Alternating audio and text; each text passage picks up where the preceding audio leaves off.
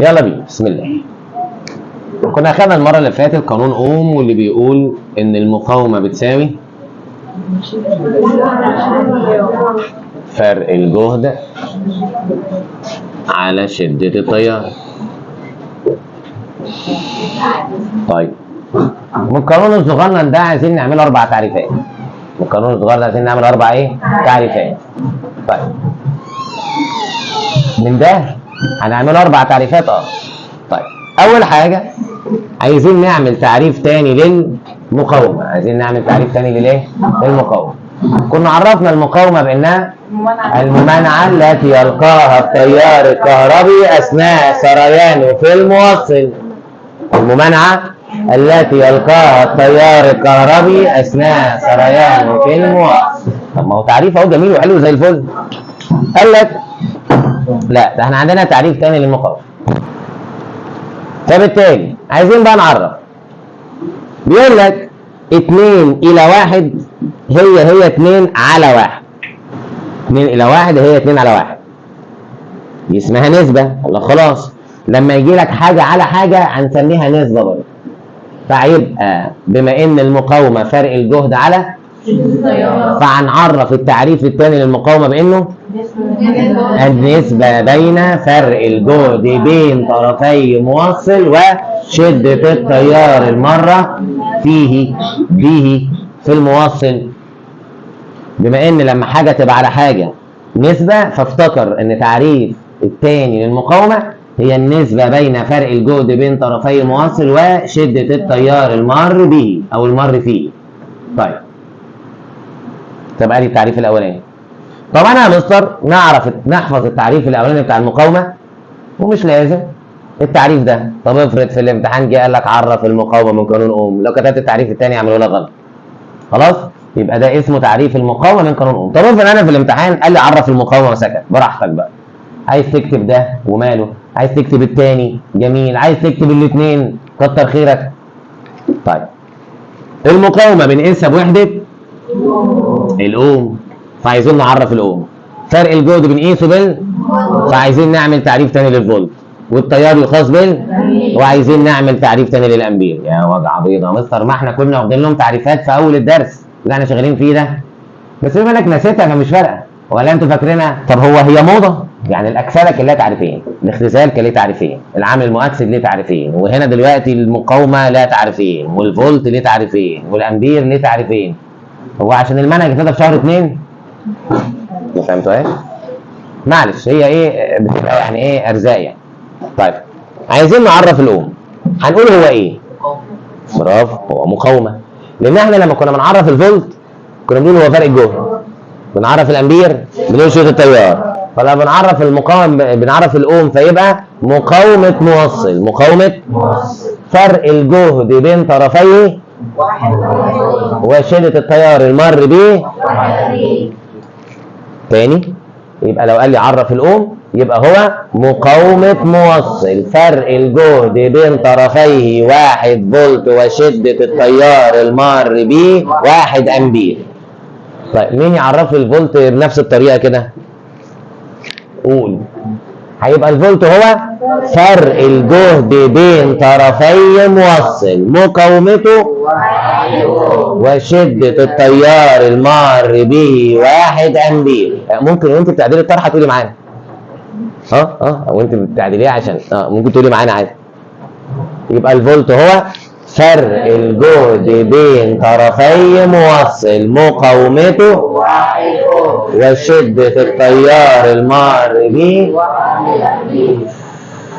طب عايزين نعرف الامبير بنفس الطريقة، فهيبقى الامبير شدة التيار المار في موصل مقاومته 1 اوم وفرق الجهد بين طرفيه 1 فولت. وفرق الجهد بين طرفيه 1 فولت. خشوا بعد كده نقفلوا الباب وبعد كده نشوف هتقعدي فين. ما هو انت جاي متاخر بقى معلش. يبقى طلعنا 4 تعريفات من القانون ابن الذين الصغنن ده. خلاص؟ طيب في الامتحان لما يقول لي عرف الفولت والامبير، يعني مثلا الفولت كنا واخدينه في اول الدرس هو فرق الجهد عند بس شغل مقدار 1 جول نفسي متر بقى مقدار 1 كل ما طرفي موصل. وبعد كده خدنا له تعريف ثاني هو فرق الجهد بين طرفي مواصل مقاومته 1 فرق وشريط التيار المري بيه 1 امبير. طب انا في الامتحان نكتب ان واحد براحتك، ولكن لو جه قال لي عرف الفولت من قانون اوم لازم نكتب التعريف اللي هنا، عرف الامبير من قانون اوم لازم نكتب التعريف اللي هنا، عرف المقاومه من قانون اوم لازم نكتب التعريف اللي هنا. طيب اديهم الكرسي ورا، معلش اطلع انت هات الكرسي من بره. طيب وهتلاقي التعريفات مكتوبه عندك ايه في الملزمه؟ اوم ومقاومه وامبير وفولت. خلاص؟ طيب يا نعم. انا عايزه مش قاعده. شوف معلش شوف تاني عبد كده كراسي بره.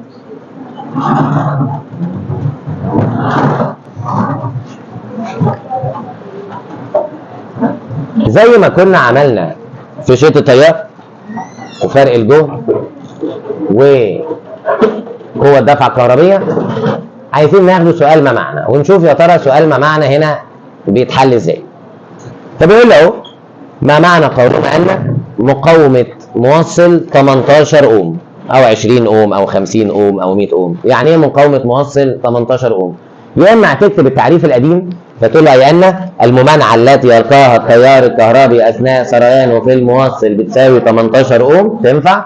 او تجيب له التعريف اللي احنا لسه واخدينه دلوقتي، اي ان النسبة بين فرق الجهد بين طرفي الموصل وشدة التيار المر به بتساوي 18 اوم. كتبت التعريف الاولاني جميل، كتبت التعريف ده برضه جميل، كتبت الاثنين تبقى كتر خير، بس انت مش ملزم تكتب الاثنين. طيب دايما لما كنا بناخد قانون قلنا القانون بيتكون من 3 اجزاء او 3 كميات فيزيائيه او 3 متغيرات، لان ال3 بيتغيروا. فساعات لما كنا بناخده ما معنى كان ايه يجيب لك مثلا الكولوم برقم والزمن برقم، فكنا بنقسمهم على بعض عشان نجيب شدة التيار. يعني لو معايا 2 يعني نقسمهم يعني نضربهم عشان نجيب الثالث. فبيقول لك نفس الكلام ينطبق على قانون اوم، واصلا احنا غشينا من قانون اوم اللي كنا بنعملوه في قانون اوم ابتدينا نطبقوه على التانيين. طيب يعني ايه؟ بيقول لك بما ان قانون اوم يصف العلاقه بين 3 متغيرات اللي هم المقاومه اللي كانت يمين وفرق الجهد اللي فوق والتيار اللي تحت، لو معايا 2 نقدر نجيب الايه؟ الثالث. لو معايا 2 نقدر نجيب الايه؟ الثالث. طب ازاي؟ السؤال ده مهم جدا ومتكرر في الامتحان. فمثلا تعالى ناخد ال3 اشكال بتوعهم. اول طريقه يديك فرق الايه؟ ويديك شده التيار. الطالب المتسرع اول ما يلاقي فرق الجهد يروح رايح معرف فرق الجهد. طب غلط، ليه؟ لانه مديني كلام مين؟ التيار. لو عرفت فرق الجهد اقول لك طب ليه ما عرفتش التيار؟ لو عرفت التيار اقول لك ليه ما عرفتش فرق الجهد؟ طب ما نقول هو مديني فرق الجهد وليه؟ مين الثالثه بتاعتهم؟ المقاومه. لا عشان مكتوب عشان احنا مذاكرينها. المقاومه، مش احنا قلنا المقاومه بتساوي فرق الجهد على شدة التيار؟ فهو هيديك 2 يبقى الاجابه هي الثالثه. جميل، يبقى هو اداني فرق الجهد والتيار، يبقى الثالثه هي المقاومه، يبقى مقاومه الموصل. وتبتدي تحلها كانها مساله بس في دماغك، تقول المقاومه كانت بتساوي فرق الجهد على شده التيار. فرق الجهد فين؟ اهو 20 على التيار 4 تطلع 5، بس 5 ايه؟ اوم، لان المقاومه تقاس بالاوم فيبقى 5 اوم. مع ان الاوم بينزل بخزنه 7 ويبقى فيه 20 في الدروب يبقى كده 27.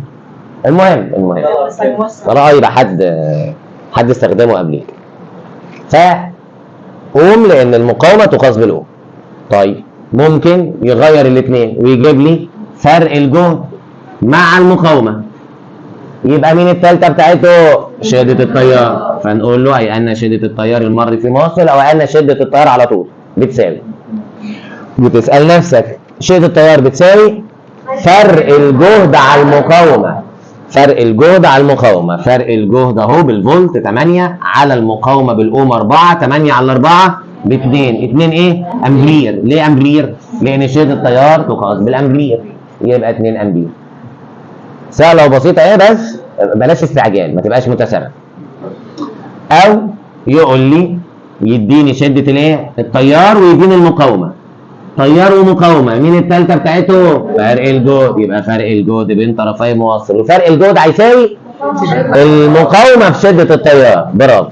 فهتضرب الاثنين في 6 يطلع لك 12 ايه؟ لان الفولت وحده قياس فرق الجهد. الرسمة دي سميناها دائرة تحقيق قانون أوم، وقلنا مهمة جدا ولازم نذاكروها علشان بتيجي في الامتحان. ارسم دائرة تحقيق قانون أوم. طيب، سؤال كان في المنهج القديم، ولما المنهج اتعدل وفضلت الكيمياء زي ما هي قعد فترة ما يجيش لغاية لما هوبا دبل كيك جه في البحيرة. السؤال بيقول لو المقاومة الثابتة دي انحرقت في دايرة قانون أوم، ايه اللي يحصل لقراءة الاميتر والفولتميتر اللي عارف يرفع ايده؟ غيرك انت غيرك. ها؟ مين اللي بصفر؟ طب والاميتر؟ ما لا نهاية هتبقى كبيرة. ها؟ الاميتر بصفر والفولتميتر كما هي. اشمعنى؟ ما الدايرة بقت مفتوحة. هيقيس القوة الدافعة الكهربية. بص بقى يا سيدي الإجابة إيه؟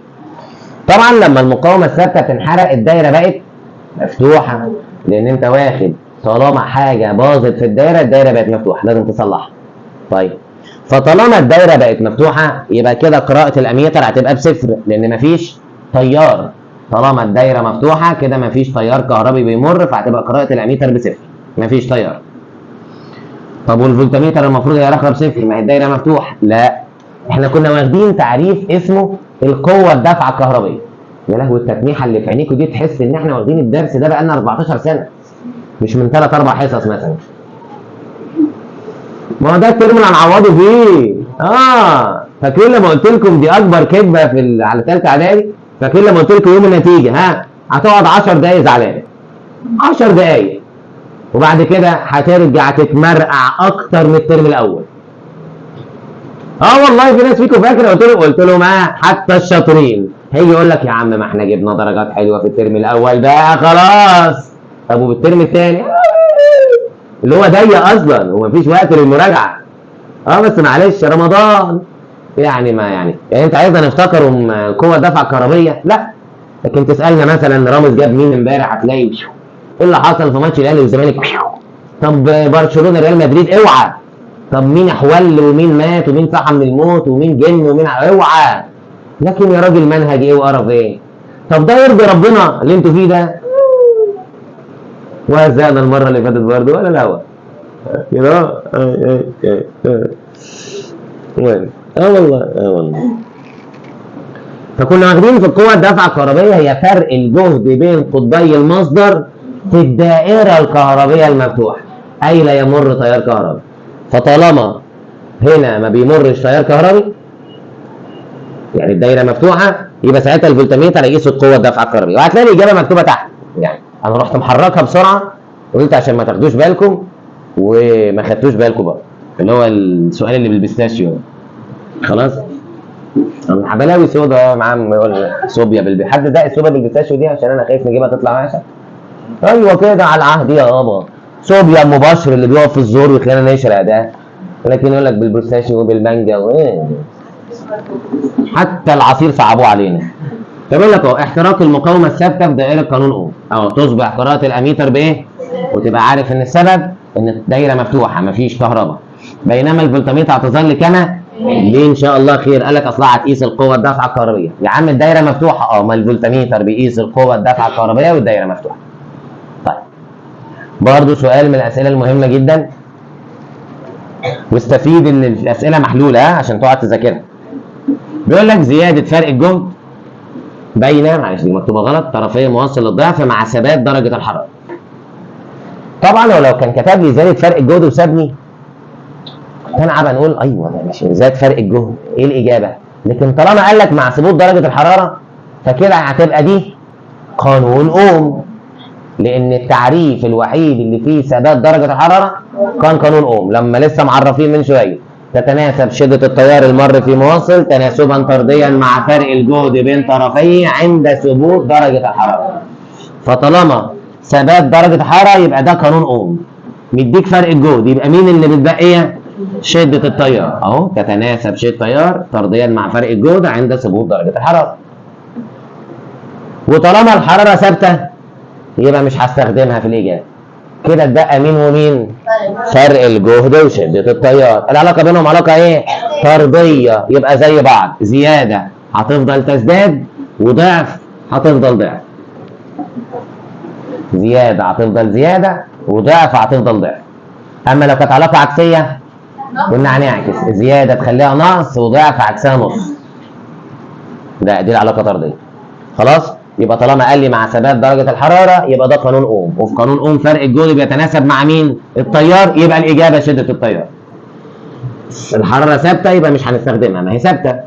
بينما فرق الجهد والتيار العلاقة بينهم علاقة طردية، فطالما زيادة تبقى زيادة، وضعف تبقى ضعف، لأن احنا قلنا طردية جاية من المطاردة.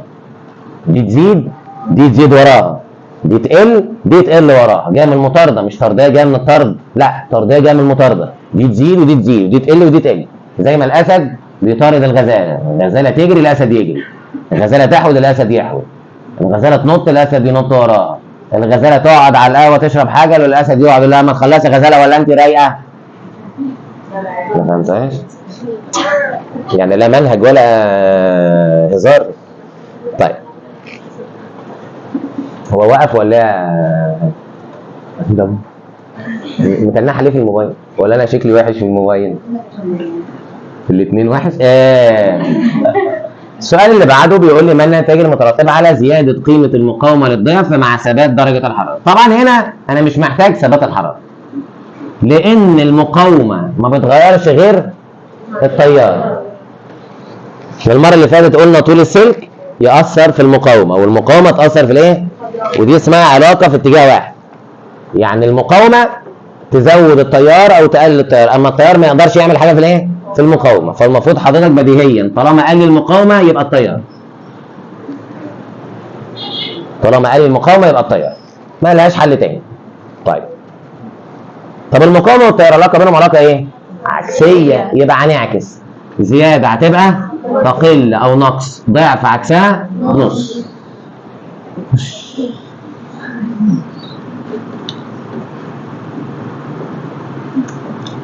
فخلي بالك ميزه ان الاسئله محلوله علشان تذاكرها، ودي اسئله من الاسئله المتكرره علشان تبقى قدام عينك فما تغلطش فيها بسهوله. هنجيبوها في التسميه فيغلطوا فيها بقى احسن والله. طب مساله، تعال ناخد مساله شوف يا ترى المسائل سهله ولا صعبه. يلا بينا. بيقول لك اذا كان فرق الجهد بين طرفي موصل 220 فولت. طيب فرق الجهد رمزه ج 220 فولت، ماشي. وشدة التيار المر خلال 20 امبير، شدة التيار رمزها ت، يبقى شدة التيار 20 امبير. جميل. احسب شدة التيار. ايه ده؟ ما هو شدة التيار 20، يبقى ده ت واحد وهو عايز ت 2 يا راجل. ملهاش حل تاني، وخصوصا اللي بيقول لي احسب بقى شدة التيار لو الجهد بدل ما هو 220 بقى 99، يبقى ج 2 بقت 99 فولت. طيب الطريقه الاولانيه ودي هتطلع لك الناتج صح، بس هتنقص على الخطوات ان انت تعمل طرفين في ايه؟ في وسطين. تضرب 120 في 99 على 220 وهطلع لك الناتج، بس هينقصك يا ايه علشان ما كتبتيش القانون. طب ايه بقى طريقه الحل بتاعتنا بتاعت ثالثه اعدادي يا اسماء؟ في ايه وانا هنفضل ننادي عليهم؟ بصوا هنا يا جماعه، بصوا شاشه منوره وجميله عشان تبصوا عليها مش تبصوا على بعض. دايما المساله ابتدي انت عايز تحسب ايه؟ انا هنا عايز نحسب الايه؟ شدة التيار، فهنقول ت بتساوي ج على م. ج على م، ج اهي بكام؟ ب 99. ما معيش م. طيب ايه قانون م المقاومه؟ م بتساوي ج على ت، بس انا معيش ت. طب ما انت معاك ج وت اهو، ما تستخدم ج وت دولت علشان تحسب المقاومه. فم بتساوي ج على ت بتساوي 220 على 20 تطلع ب 11 اوم. طيب هو المفروض نقول له هو ج 1 على ت 1، انا استخدمت ج 1 وت 1 عشان يجيب المقاومه، وانا كده عايز ت 2، فهنقسم ج 2. بس اياك تسمي م 1 وم 2، لان المقاومه دائما بتبقى ثابته. طبعا يا مستر انا ما بنعرفش انا بقى نكتب واحد واثنين، خلاص اكتبها كلها من غير واحد واثنين، يعني اكتب كده مين بتساوي ج على ايه؟ على ت، وهنا ت بتساوي ج على ايه؟ على مين، عادي. لكن كده بقى تدل ان انت واد ايه؟ دماغه رايقه. المقاومه ب 11 تقسم يطلع لك 9 امبير. كده تاخد الدرجه بتاعتك. يبقى ده دايما بنبتدي انا عايز نحسب ايه؟ التيار اهو، فقلنا ت 2 بتساوي ج 2 على مين. طب اشمعنى مين ما خدتش 2؟ لان المقاومه ثابته. طب خلاص يبقى ت 2 ج 2 على مين. معايا ج 2 اهو ب 99. طب مين مش معايا. طب ايه قانون مين؟ مين بتساوي ج على ت. مين بتساوي ج على ايه؟ على ت. انا هنا معيش ت، طب ما نستخدم ج دي وت دي، هتبقى ج 1 على ت 1. ج 1 220، ت 1 ب 20 تقسم يطلع لك 11. وبعد كده تروح واخد المقاومه اللي هي ب 11 نستخدمها في القانون ده تطلع لك ب 9. وعلشان ما ننساش في اخر الحصه انقلوها بالمره في صفحه 59. يلا في الملزمه، يلا صفحه 59 واكتبها في نفس المكان كده. نبذه عن العالم. ايه بقى موضوع نبذه عن العالم ده؟ ما عندنا 3 علماء مشهورين جدا في المنهج، اوم او جورج سايمون اوم. وبعد كده عندنا كمان درس عندنا دكتور المصري علي مصطفى مشرفه. وبعد كده عندنا في الاحياء عالم اسمه مندل. وبعد كده عندنا 2 علماء، واحد اسمه واتسون وكاريك. وبعد كده عندنا 2 تانيين اسمهم بيدل وتاتوم.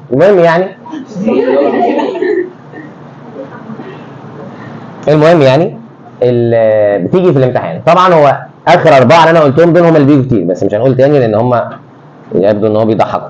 فاخر 4 دولت مهمين جدا. بس ساعات بيجي يقول لي كده اكتب نبذه مختصره عن العالم اوم، زي ما بيجي لك في العربي كده اكتب نبذه عن الشاعر. فتقول لك ايه؟ ولد وترعرع حافظ ابراهيم في مدينه الزقازيق. خلاص؟ ترعرع لازم ترعرع دي. فعندنا ايه اللي نعرفه عن العالم اوم؟ ان هو العالم الالماني جورج سايمون اوم. ده اللي اكتشف الخصائص الكميه للتيار الكهربي، وهو تحديدا اكتشف واحده فيهم اللي هي المقاومه. ووضع قانونا عرف باسمه اللي هو قانون اوم اللي خدناه الحصه اللي فاتت اللي كان في التجربه. وسميت وحده المقاومه باسمه تخليدا لذكراه. لان دي يعني العرف بين العلماء ان العالم اللي اكتشف حاجه يسميها باسمه. فوحده المقاومه تبقى اوم بالنسبه للعالم اوم، وحده الكيمياء الكهربائيه كولوم بالنسبه للعالم نيوتن يسمي الوحده باسمه، جول يسمي الوحده باسمه، ريختر يسمي وحده الزلازل وهكذا. خلاص؟ طيب. وهو متر ده كان في واحد اسمه متر ولا كان محامي؟ لان في ناس يقول لك طب ومتر ديت وحده ايه؟ طبعا في حاجات هي اسمها كده. يعني مثلا هو ليه الشمس اسمها شمس، وليه القمر اسمه قمر، وليه الطينه اسمها طينه، وليه الرمله اسمها رمله، وليه الزرع، ليه الطماطم اسمها، يعني الاسامي دي جت منين؟ طبعا في ايه في سوره البقره بتقول وعلم ادم الاسماء كلها. طبعا القصه ابتدت ان ربنا قال للملائكه اني جاعل في الارض خليفه. خلاص؟ فسمعتنا السوداء عند الملائكه اللي هي قالوا اتجعل فيها من يفسد فيها ويسفك الدماء. احنا عند الملائكه قتالين قتله ومفسدين. سمعتنا سوداء، واخد بالك؟ وقصه قابيل وهابيل يعني سمعه ما يعلم بها ربنا يعني. فطبعا لا دي حكمه ربنا، قال اني اعلم ما لا تعلمون، عشان ربنا يعرف الملائكه ان هم مش كل العلم عندهم. فراح ربنا معلم سيدنا ادم وعلم ادم الاسماء كلها. قال له دي اسمها شمس، ودي اسمها قمر، ده اسمه طينه، ده اسمه رمله، دي اسمها كذا كذا كذا كذا. علم سيدنا ادم الاسماء كلها ثم عرضهم على الملائكه. قال انبئوني باسماء هؤلاء ان كنتم تعلمون. ده اسمه ايه وده اسمه ايه؟ قالوا لا علم لنا الا ما علمتنا. خلاص؟ فدي بقى الاسامي ربنا علمها سيدنا ادم، سيدنا ادم علمها لعياله، وعياله يعلموها لعيالهم، لعيالهم لعيالهم يعلموها وهكذا. ولكن ربنا بقى ساب للعلماء الحاجات بقى الجديده، الحاجات اللي هي مش موجوده لسه هتكتشف، يسموها زي الموبايل ده ما كانش موجود فبيسمى بقى موبايل، يسمى محمول، يسمى بلوى سوداء. خلاص؟ تمام كده يعني. طيب الهاتف الذي طلبته غير متاح حاليا، حاول الاتصال في وقت لاحق.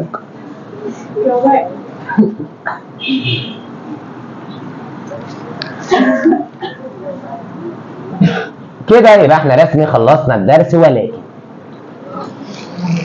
ايه ده؟ لا حول ولا قوة الا بالله. ايه ده؟ انا بصور الحصه عشان خاطر البتاعه دي بس، لان زمايلكم طلبوها في المجموعات اللي قبل كده. جول على فولت في ثانيه، يجيب لك البتاع المنقله بينا دي، يقول لك دي بتقيس مين؟ طيب يلا نعرف بقى، هي مكتوب التيار، احنا عايزين نعرف ازاي بتقيس التيار، فاحنا عايزين يلا نحل جول على فولت في ثانيه. ركز بقى كويس جدا. طبعا كاتبين كده جول على فولت في ثانيه. في طريقتين، طريقه كتاب الامتحان بتقول هتشيل كل واحده وتكتب هي بتقيس ايه. ها، الجول الشغل المبذول، تمام. طيب الفولت تروح على، لان هي جول بعد كده على الفولت تحت، راح كاتب فرق الجهد، والثانيه الزمن. جميل جميل، دي الخطوه الاولانيه. بعد كده تحاول تختصر الثلاثه دولت، مش دول ثلاث متغيرات، تخليهم اثنين بس. طب دول هنختصرهم ازاي؟ يعني مثلا تضرب فرق الجهد في الزمن فيطلع لك حاجه، تقسم الشغل على الزمن يطلع لك حاجه، الشغل على فرق الجهد يطلع لك حاجه. ها، ايه بقى هنا اخدناهم نقسمهم او نضربهم على بعض؟ برافو، الشغل على فرق الجهد. ما هو دي قوانين بقى، ما احنا سالنا في التعريفات في الاول ما ردناش غير الغلبانه دي، سالنا في القوانين برضو ايه اي حاجه. الشغل على فرق الجهد هيديني ايه؟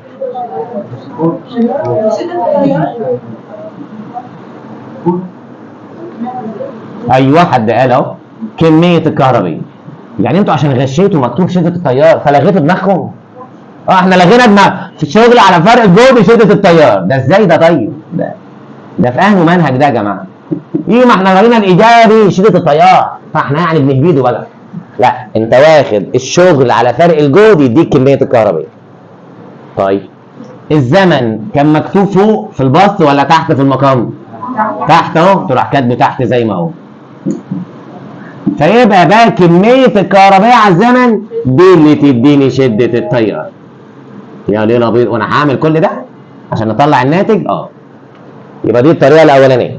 يبقى الطريقه الاولانيه هتشيل الجول وتكتب بيقيس ايه، وخلي بالك مكتوب جول على، فرحت كاتب جول بيقيس الشغل على الفولت في ثانيه تحت، الفولت بيقيس فرق الجهد والثانيه اللي هي الزمن، وتحاول تختصرها. طب ليه ما خدناش فرق الجهد في الزمن؟ مفيش قانون خدناه بيقول هيدينا حاجه.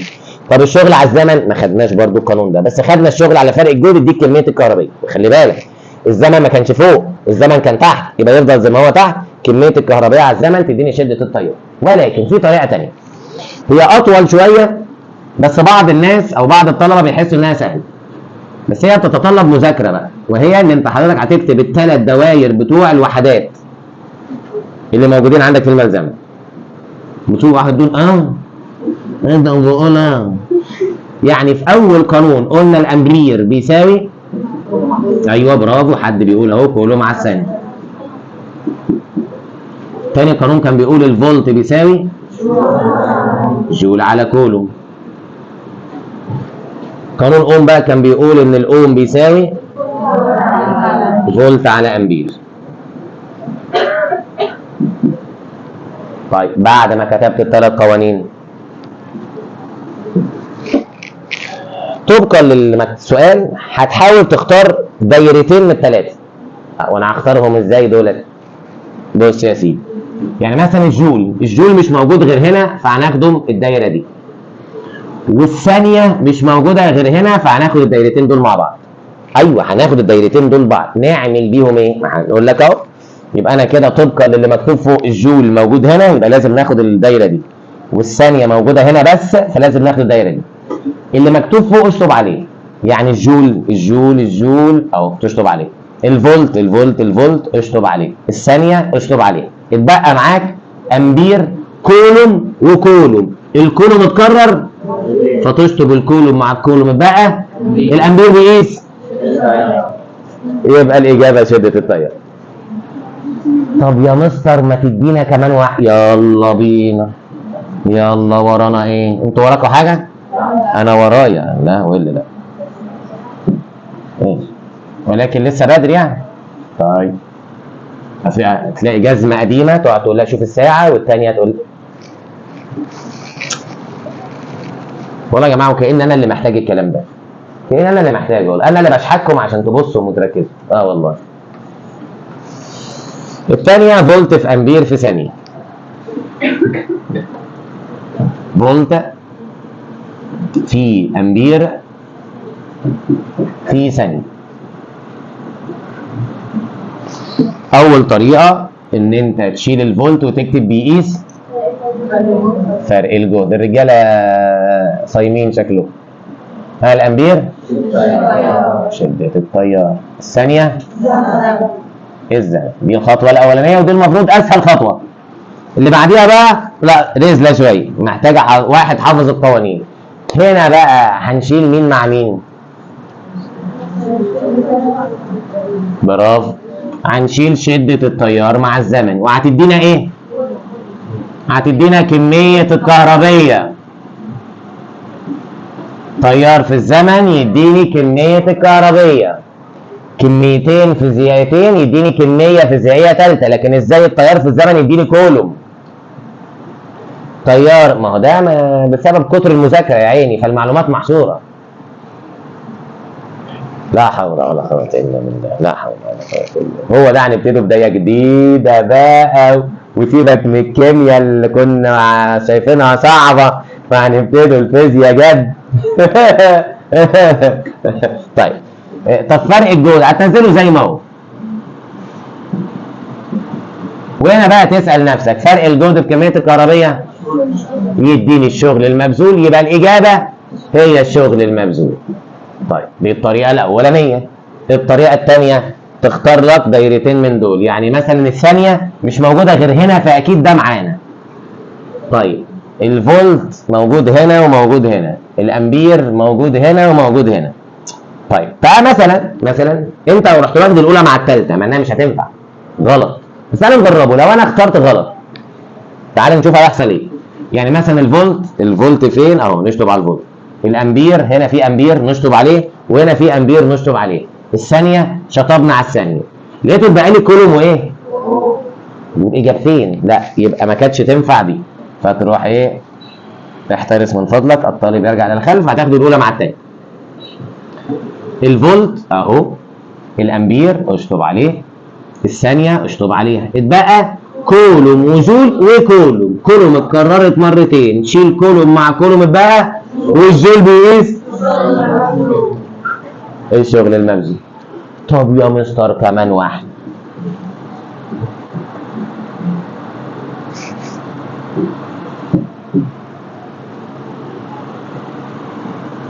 نفضلوا نحلوا لغايه لما كله يجاوب. يبقى مش مروحين النهارده. ايه كله يجاوب دي؟ لا شوف لنا حل تاني. فولت في ثانيه على اوم، كله يجاوب. فولت في ثانيه على اوم بالظبط. اول خطوه الفولت الجهد، الثانيه الزمن. الاوم بقى فوق ولا تحت؟ تحت. والاوم بيقيس ايه؟ مقاومه. هنشيل مين مع مين؟ فرق الجهد مع شفيق يا راجل، ما تكملوا. فرق الجهد مع هتديني ايه فرق الجهد مع المقاومه؟ شدة التيار. برافو. الزمن كان فوق ولا تحت؟ يبقى يفضل زي ما هو فوق. التيار في الزمن يديني، فيبقى اجابه البتاعه الغريبه اللي هناك دي انها هتقيس كميه الكهرباء. الطريقه الثانيه، الثانيه مش موجوده غير هنا، يبقى لازم ده معانا. والاوم مش موجود غير هنا او في الدروب. الاوم مش موجود غير هنا، يبقى الاولى مع الثالثه. ما انت ممكن تفتح الدروب تلاقي مفيش اوم، ام جي 3 مثلا. خلاص بقى تمام. يلا بينا. الفولت هنا اشطب على الفولت، الثانيه اشطب على الثانيه، الاوم اشطب على الاوم، اتبقى امبير كولوم امبير. الامبير اتكرر مرتين نشطب عليه، اتبقى الكولوم، والكولوم بيقيس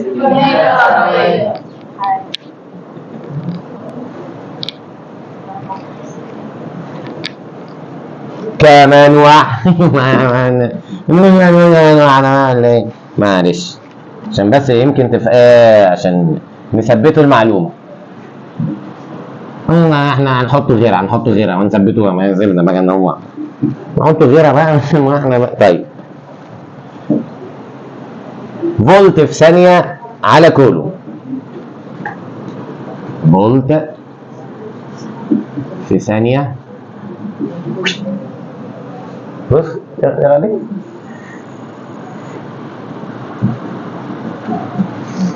طيب شكرا للناس المحترمة المركزة. ها الفولت فرق الجهد في زمن على كمية الكهرباء.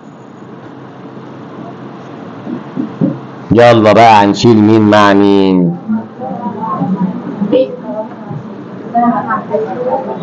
فرق الجهد على كمية الكهربية لا ما خدناش، احنا واخدين فرق الجهد في كمية الكهربية. طيب فرق الجهد في الزمن ما خدناش اصلا. الزمن على كمية الكهربية احنا واخدين كمية الكهربية على الزمن، اما دي الزمن على كمية الكهربية. طب هنعمل ايه في المسألة الملعونة دي؟ ها حد عنده رأي؟ هنشيل الزمن مع كمية الكهربية. لا بس هي المفروض كمية الكهربية على ايه؟ ماشي، مش كمية الكهربية على الزمن بيديك شيء تيار؟ طب هنا عكسها، انت تعمل ايه؟ ايوه بقى واحد على شدة التيار. ايه ده رياضة، ده معكوس الضربي. معلش رياضة في يا ابني عادي، رياضة وفيزياء الاثنين مع بعض على طول. نسينا فيثاغورس في الترم الاولاني خلاص. وخلي بالك بقى من الفكرة دي، لان هو لما بيحب يرازي فيك بيعمل الحركة دي، بدل ما يديك القانون بالشكل اللي انت متعود عليه يعكسه لك، فتروح انت قايل واحد على ايا كان بقى القانون ايه. يعني مش هيديني مباشرة زي اللي فاتوا، لا اللي فاتوا كان بيجرجر رجلك يعني. خلاص يديك القانون زي ما هو. هنا بقى عكس لك القانون، تروح انت عامل ايه؟ واحد على التيار. طب فرق الجهد فوق ولا تحت؟ يبقى تكتبه فوق فرق الجهد بس خلاص، واضرب بقى فرق الجهد في واحد يبقى فوق فرق الجهد. ومين اللي تحت؟ فرق الجهد على التيار يديني برافو المقاومة، يبقى الإجابة هي المقاومة. طيب بالطريقة الثانية، الثانية مش موجودة غير هنا، يبقى أكيد دي معانا. الكولوم موجود هنا برضه، الفولت موجود هنا وموجود هنا. لو جربت مع دي مش هتنفع، هي هتنفع الأخيرة بس أنت بتجرب طبعا. طيب الأولى مع الأخيرة. ها طيب الفولت أهو، الثانية أهي، الكولوم أهو. اتبقى أمبير أوم أمبير، الأمبير يروح مع الأمبير يتبقى الأوم، الأوم وحدة قياس، فيبقى الإجابة هي المقاومة. طبعا الإجابة مكتوبة على طول على أساس إن حضرتك حضرت الحصة ففهمت الطريقة، وقال إيه يا أخويا هتروح على طول النهاردة تذاكرها فتكتبها فتثبت في إيه؟ في دماغك. ولكن بما أكيد صح ده لما زمايلكم بقى في المجموعة هم بصراحة اللي نكشوني بتوع مجموعة الساعة 12، أنا كنت ناوي أسجل الحصة، قلت يا عم مش الدرجات دي، العيال يعني مش الدرجات دي الحق ينسوها. فلقيت عيال في مجموعة 12 قعدوا يقولوا يا مستر طب افرض نسيناها، فقلت نسجل بقى الحصة وخلاص. تمام؟ بحيث لو أنت نسيت الطريقة، ده الناس اللي هتذاكر أصلا. خلي بالك لو أنت نسيت الطريقة فهيبقى الفيديو هينزل على الجروب علشان تتفرج عليه فالمعلومة تثبت في دماغك. كده يبقى احنا خلصنا الدرس، والمرة الجاية عندنا مرور على الواجب من صفحة 60 لصفحة 66. نورتونا، يا رب تكونوا فهمتم. شاطرة مش اطلعوا بره.